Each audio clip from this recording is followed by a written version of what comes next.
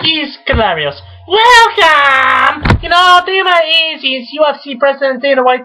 He's investing significant time and energy into defending Victor Belfort, even as his overall opinion of testosterone replacement therapy began to sour in recent months. White steadfastly supported his #1 middleweight contender. The UFC was closely monitoring Belfort's TRT use. White assured us again and again as he railed against the notion that the 36-year-old fighter would have trouble getting licensed to fight in Nevada. Now, quote, Victor Belfort, he has not been abusing TRT, White said in November. In a million bleeping years, I would never let that happen. So after the circus of the last 5 days, however, it's clear Belfort is beyond any further help.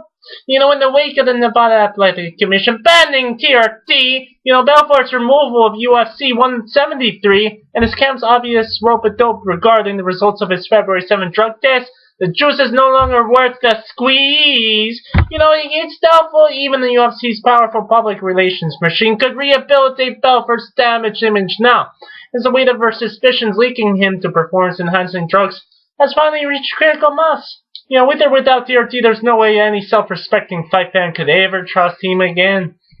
So at this point, the two strangest things about the embattled fighter's situation are, one, that he remains employed at UFC, and two, and no one from the company has yet contradicted his claim that he still fight for the 185-pound title. Now, the latest word is that Belfort will simply require 90 days to transition away from the TRT.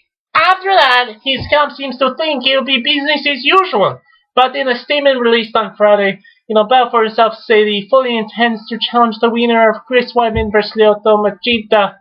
Yeah, right. Clearly that can't be allowed to actually happen. Hello.